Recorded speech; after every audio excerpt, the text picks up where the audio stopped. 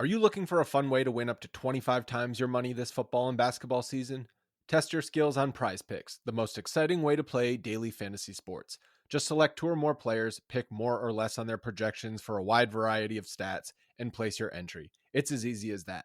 If you have the skills, you can turn $10 into $250 with just a few taps. Easy gameplay, quick withdrawals, and injury insurance on your picks are what makes Prize Picks the #1 daily fantasy sports app. Ready to test your skills? Join the Prize Picks community of more than 7 million players who have already signed up. Right now, Prize Picks will match your first deposit up to $100. Just visit prizepicks.com/bluewire and use code BLUEWIRE. That's code BLUEWIRE at prizepicks.com/bluewire for a first deposit match of up to $100. Prize Picks, daily fantasy sports made easy. Today's episode is brought to you by Cars.com.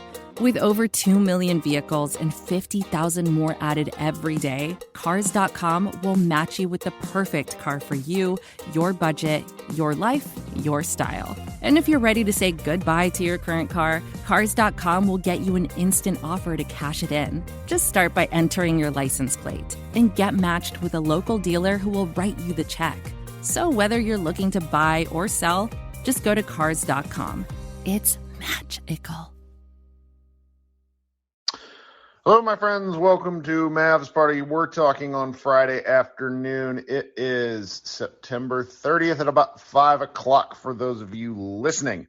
Thank you so much for joining our Spotify Live. I just wanted to go live real quick because the Dallas Mavericks hosted a practice today that was streamed, and a whole bunch of people saw it. I was not one of them because I had to work in the middle of the day and could not pull away for long enough. But my timeline was filled with some of the most incredible overreaction to anything I've seen in a long time, which it's basketball. It's fun. You're supposed to overreact. You're supposed to have a good time. As Clarence Sidney notes in the chat, that's Josh Ray Allen Green for those of you that watch practice. I think Jason Yang notes that you might need NBAtv to watch the replay, though.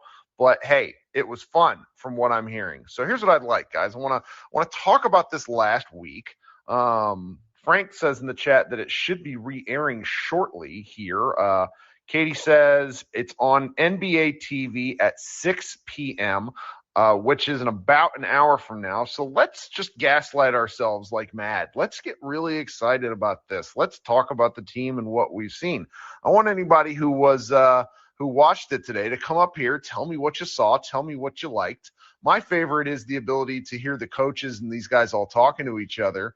And there were a couple of instances it seemed like where people took very different things away from the same situation, which is always outstanding. Coming up first, I got my guy Jose, who I know watched this live because he was providing me with some updates in the chat. How you doing, Jose? I'm good, Kirk. How are you? You know, it's Friday. It's been a ridiculous day. I am glad to be done with this week. It's the first week of Mavs content that I've really put my nose to the grindstone about since I don't know, summer league, and so it's been nice getting back in the groove. How about you? Man, I'm just glad that basketball is officially back. I mean, I knew basketball was back this morning. When I pulled up to work, I had remembered that the Golden State Warriors and Wizards were playing against each other. And the first thing I did is took my phone off the aux, opened up my YouTube TV, and what do you know? I see Steph Curry bringing the ball up. He passes the half-court line. He spots up on the three-point line and shoots a contested three, and it just goes swish. And I'm like, basketball is back. So no, it's a good feeling to watch live good basketball. We've watched some bad basketball. We also watch EuroLeague basketball, but it's also comforting to watch the basketball that we know. In that game, and I'm just going to throw this out there. I'm just stating facts. I'm not stating opinions. I just want it known that James Wiseman absolutely posterized the hell out of Kristaps Porzingis, and you hate to see that. You hate to see it. Do you hate to see it, Kirk? No, it was great. I've watched it like 60 times. Oh man. See, everybody's laughing right now, Kirk, because they already know how you are. This is Kirk right here for everybody That's right. listening.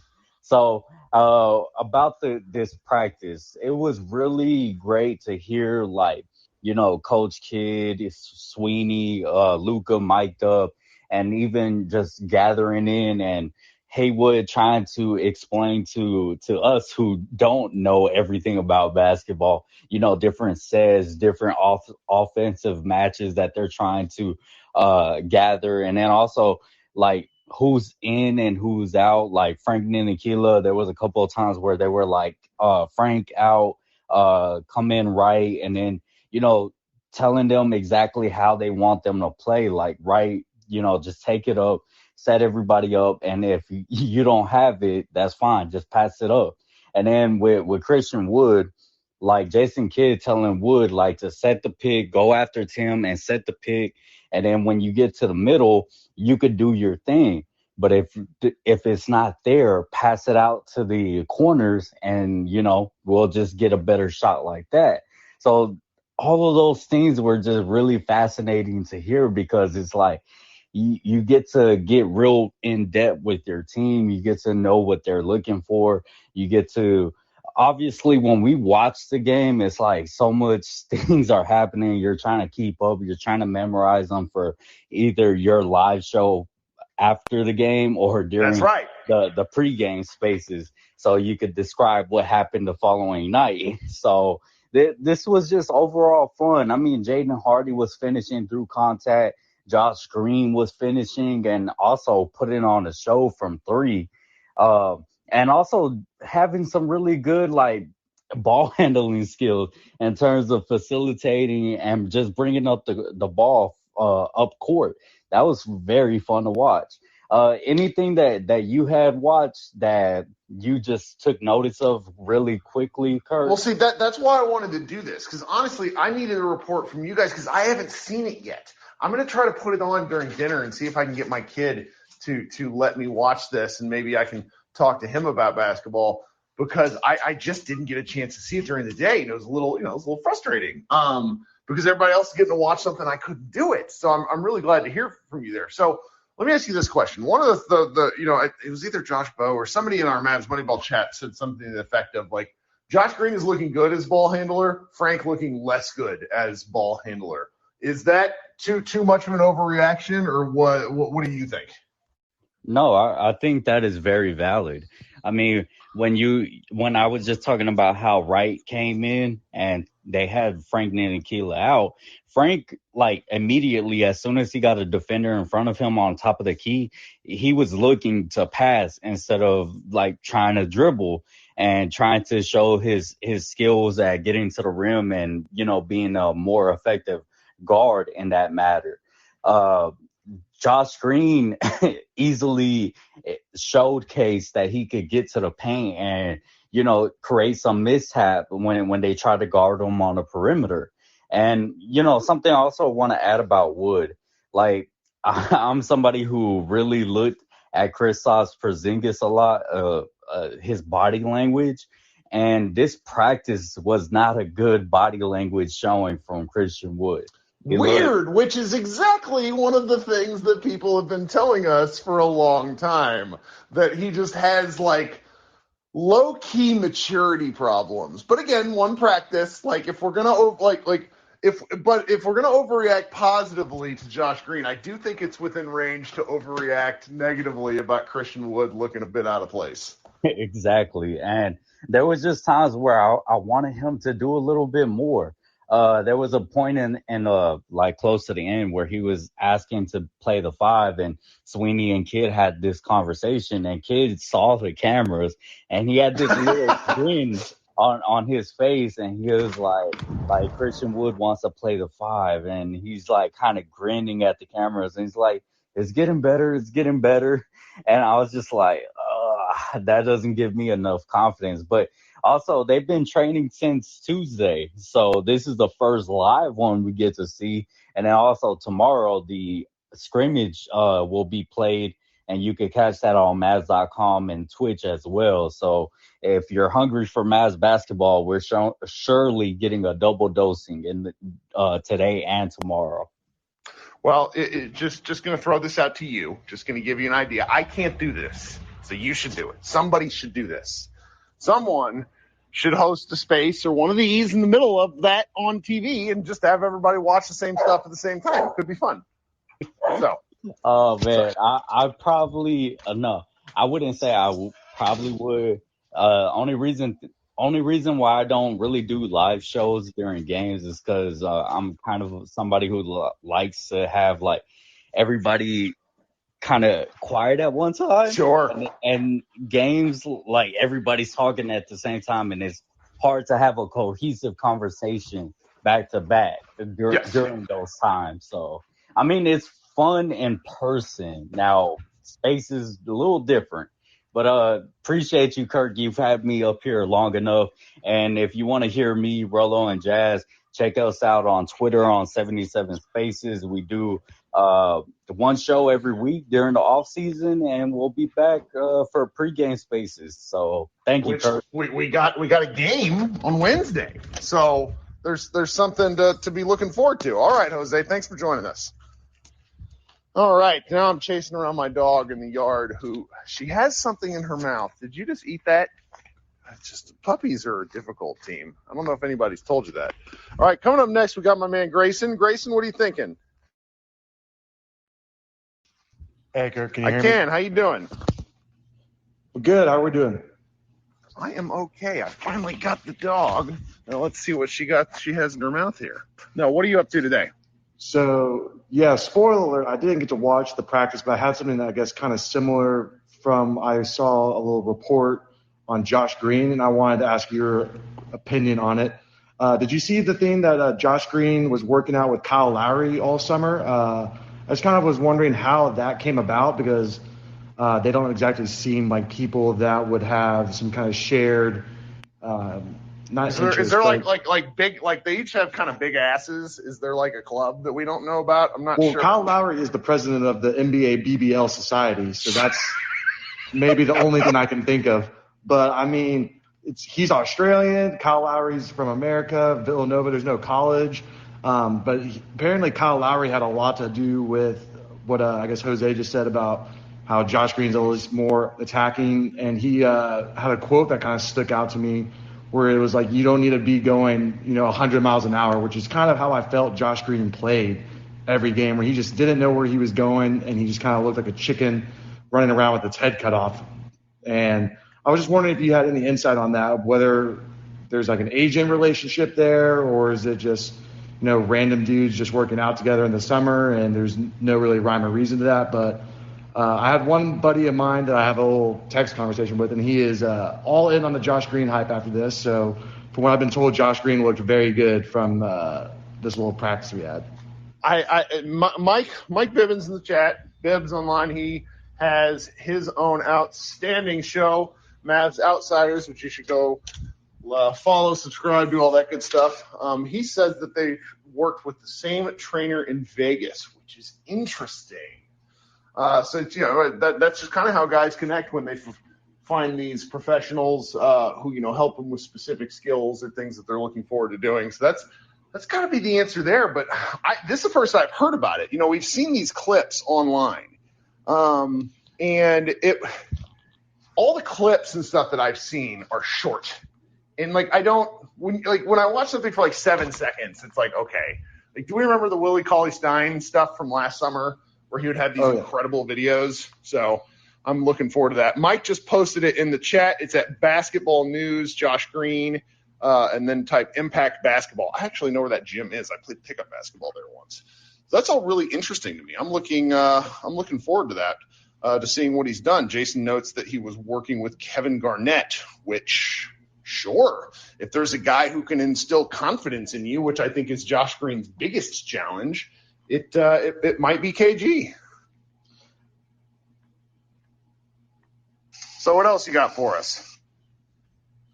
I just kind of was wondering, or not wondering, but the whole Christian Wood body language thing, I wonder if that has anything to go with the whole LOL and just kind of how he's never been on a winning team, how much – because that's kind of, I guess, been the whole offseason that we've had, is just kind of determining whether or not Christian Wood is going to be something or not. And I don't know. I'm just kind of up in the air on it. I think the talent's there, but all I know is that every year he kind of just sulks. He had that issue with Houston last year where I think Kevin Porter Jr. threw soup again at someone, and then Christian Wood also got suspended for a game for conduct detrimental to the team. I don't think he threw soup, but he did something that wasn't exactly great. But I think Sweeney must have had to been involved because he's working out with him all summer. And if anyone on this staff knows him well, I think Sweeney would have enough say with Kidd to tell him, hey, bad idea. So I don't know. I'm just ready for more Mavs basketball, and I'll let someone else come up. I don't have a lot to say from the practice since I didn't get to watch. Of course. Appreciate you, Grayson. Thanks for coming up. The Wood stuff is fascinating because this is his last chance at a big contract. He will probably play in the league another X number of years. Okay. That's just kind of a fact. A guy that big and with that shooting ability, he's going to be able to do stuff. But it's a question of how much money does he want to make? This is the best circumstance he's going to have been in on a professional level. So I have a lot of confidence that self-interest is going to sort of win out here.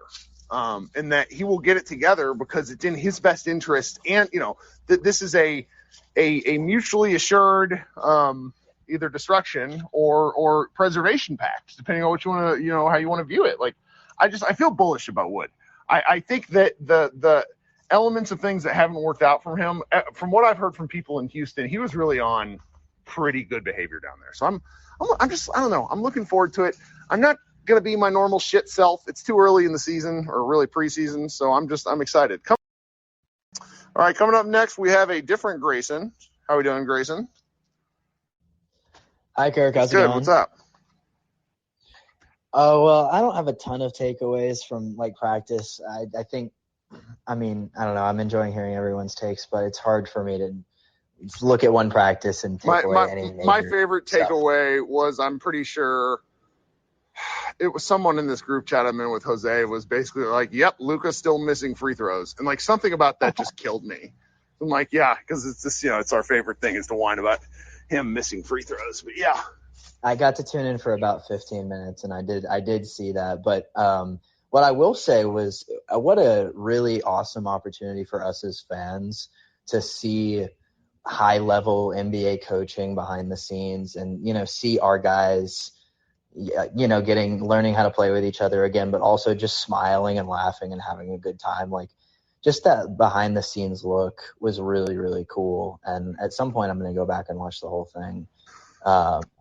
Because, man, what an awesome opportunity. I've never seen an NBA practice before, so I really enjoyed it. That's a really good point. Josh Bowe did talk about this, where he said something, it was either on a podcast or to a show to me, where it's like, this is the sort of thing the NBA needs to figure out a way to do more of.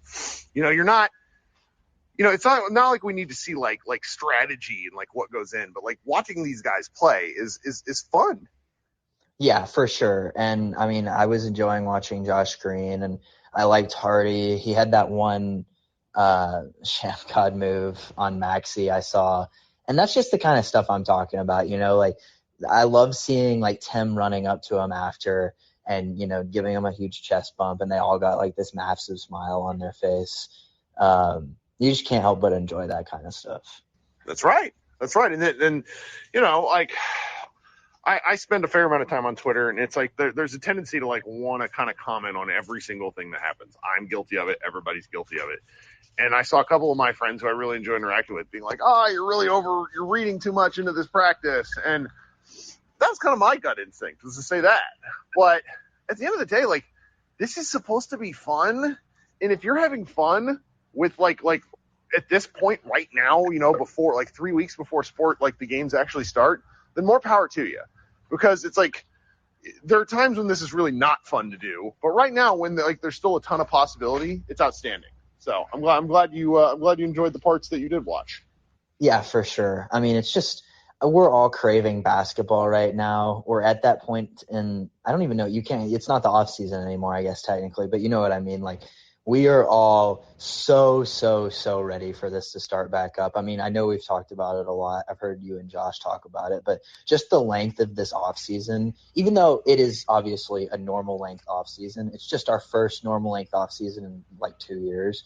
So this offseason has felt like the longest offseason of any offseason I've ever experienced in any sport. I feel like I haven't watched the Mavs play basketball in years. Yeah. I love this in the chat. Adrian pointed this out. I'd seen this, but I hadn't heard it. But, like, Luka Doncic not knowing how to say JaVale's name is, and, like, literally calling him Joel. Like, that's his name now. Like, Joel McGee. It's his legal name. Sorry, Joel. I love that. Let's just hope that we get, like, the Warriors, or at least the Lakers version of Joel, and not, like, the Pistons or the Bucks version. Hey, actually, the Pistons version was pretty good. I'm just McGee. I am just gonna keep my mouth shut on and hope to be pleasantly surprised. So, yeah, I mean, we'll see. He's big, and right. And that's all that we need to know for right now, I guess. Well, thanks for leading or for joining and talking with us, man. Yeah, I appreciate it, Kirk. I missed the last two, so I had to join this one. Outstanding. Well, we'll be doing this again soon, Wednesday night at the. I'll probably do one more before then, but, we have a preseason game on Wednesday, and I'm looking forward to being pissed about whatever happens in that game. It's just part of my essence. All right, we'll talk soon, buddy. Appreciate it, Kirk.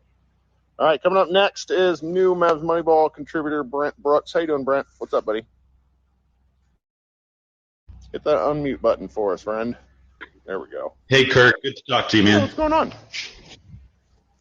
Is there a chance we can find some coins between the couch cushion in the form of McKinley Wright, or am I way off base? I mean, isn't he about 3.5 feet tall relative to the rest of the team?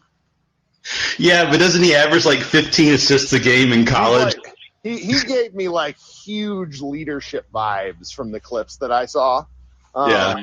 And like there's something about that is appealing, but I don't see it. I don't see it.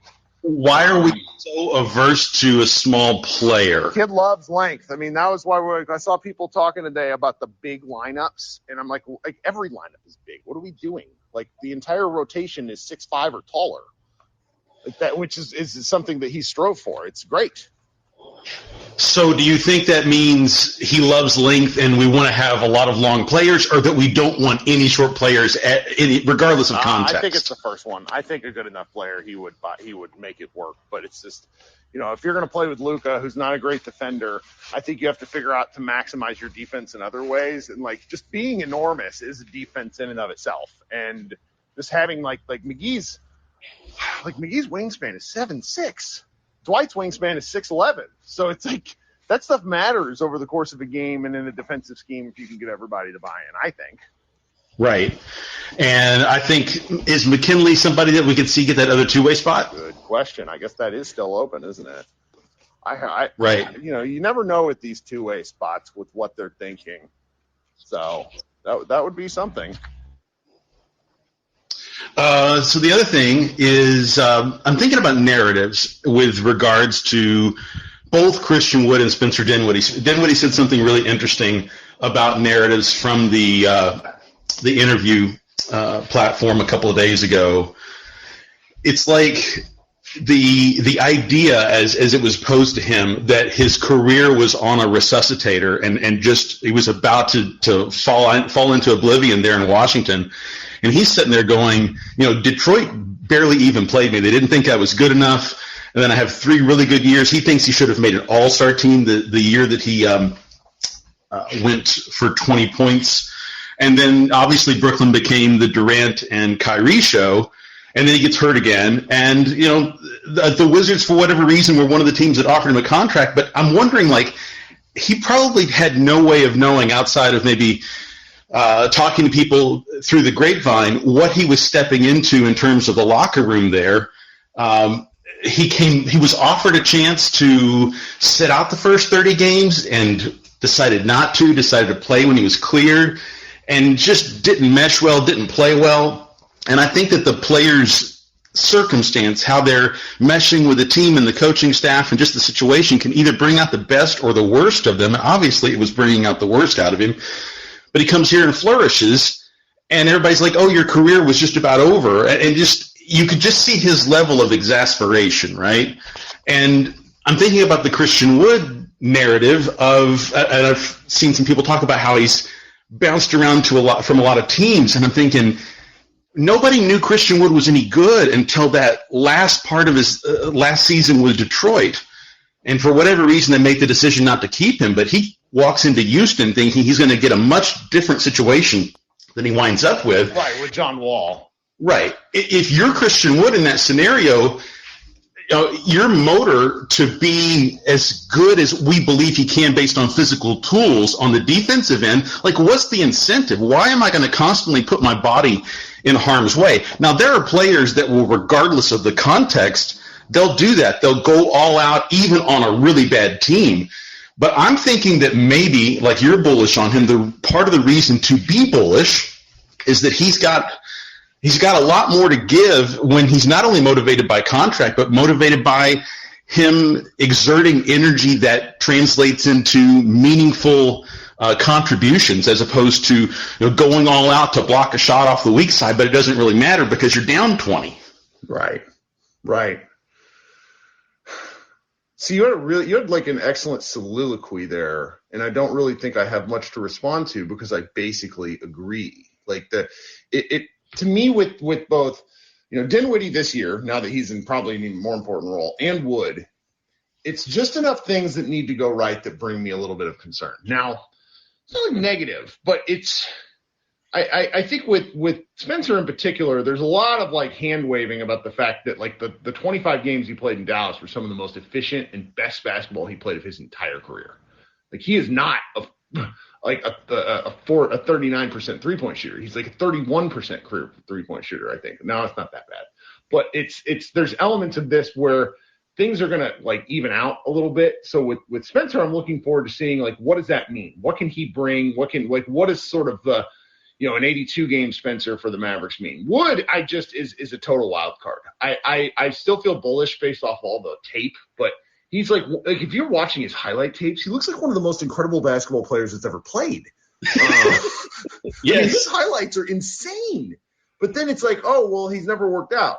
And, not to go, very like Brian Windhorst voice. Why is that? We saw a little bit of that today with the practice. And it's because he's, not the best body language. There's elements of things where it's like things work against him. But I think right now that everybody should be as bullish as possible on this team until we see otherwise.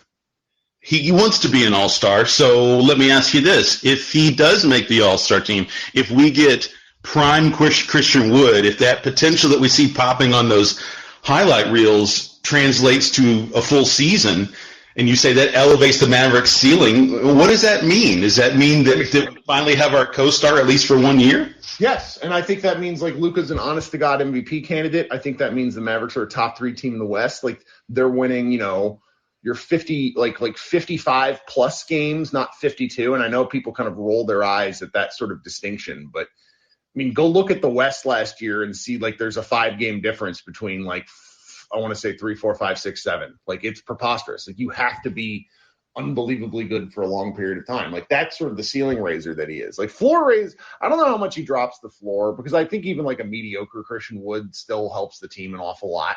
But I don't know. I'm choosing, until proven otherwise, to be looking forward to this. People in the chat are making this comparison between Wood and KP, or asking about the difference. And I think that when I watch both players, especially after his most recent injury, watching KP last year, everything he did on the court felt like an experiment he had never tried before, and we were all along for the ride with him on the play. And I think that's partially the awkwardness of being that big and yet not being a traditional bruiser down low. Right. But Christian Wood, despite his height and his size, is very graceful, very fluid, very athletic. And so everything he does looks like he's on autopilot, whether it winds up working out or not. And so I think Mavericks fans are going to be very happy to not have that I'm trying to help KP finish each play as a fan energetically. Just sit back and watch Wood do his thing, because if you were to come up with the available players at the end of last season that you could potentially swing a trade for or potentially sign in the free agent market as in terms of a co-star for Luka, Wood's probably in the top 5 of any honest list. And that I'm excited about what that can mean if we get that good version. And, we're really lucky, and you talk about the practice speaking to this. I don't think all NBA teams like each other as much as our guys do.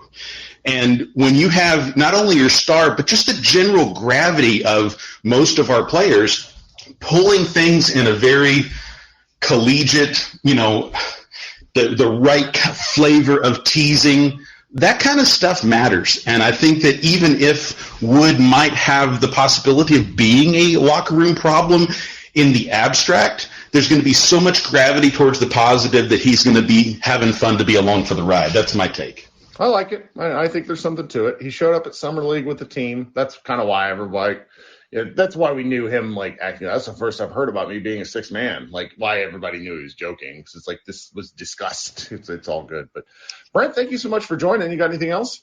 No, that's it, man. Thanks for talking. All right, talk soon. We got one more guest, and I got to hop out. Christian, long time no talk. How we doing? Hey, how you been, I'm all Kirk? right. What do you got for us? Oh, I was just going to say, and I jumped in a couple minutes late, so apologies if it was already said, but what I saw from the scrimmage that I'm hoping can translate into preseason and obviously into the season was Josh Green. Every time he got space, when he got the catch and shoot 3 from the corner, he just immediately took it. And I'm hoping that that's something that continuously happens regardless if he's making them, missing them, whatever. He just needs to get up volume in order for us to really kind of see what he is, especially in year 3, because if he does that hesitation and doesn't really know what he's doing, he should either catch, shoot it, or if they're closing out hard, pump fake, get to the rim, or pass at the rim, whatever it is. But that was the thing I was most excited about. But just wondering your thoughts on kind of what you saw and if that's translatable, or you think, it's practice with his own teammates. Well, you missed me saying I basically had to miss it, so I've only watched some of the highlights. It's on TV in a half hour. The green stuff is something that I think was kind of the highlight for most people here, easily the thing folks are most excited about. He looked great shooting the ball. The confidence is it for me. A confident Josh Green is an effective Josh Green. I think it's fair to say that COVID plus Carlisle stripped him of any confidence he might have had. And I don't really know what kind of a player he was in college on that level. He wasn't very good at the rim. He wasn't that good at college, if we're being honest. So it's he's largely been an idea more than he's been a basketball player. And so to see him put it together, even if it's just a practice, is nice. We get these outlier games like the game in Houston where he had 10 assists with all sorts of wild jump passes. Game 3, was it game 3? Yeah, game 3 against Utah in round 1 was the best basketball game he's played his entire career, and they needed him. So it's just more Josh Green is better because they need something to go right because they've not, they let Jalen Brunson go, Brunson walked. They just have to have something pop, and it's got to be from an unexpected source. We're all really excited about Christian Wood, but I'm just kind of secretly – I bet if I was to ask people to comment on this anonymously, I bet they would chalk themselves up to being quietly a lot more worried about Christian Wood than confident, just because he's such an unknown. So getting something out of Green would be just incredibly positive. So yeah, I think that's what I'm afraid of, is the fact that it's not like we can hope that Josh Green turns into a rotation piece. It's basically, we need one of him, Frank, Hardy, someone in that kind of vein to actually be able to seize those minutes and play well, not be a huge minus on the floor, which is obviously worrying. Yeah, that's all I had. It was good talking to you, Kirk. I hope you have a great day. You too, man. All right, guys, this has been a lot of fun. Thank you so much for taking a half hour out of your day and spending it with me.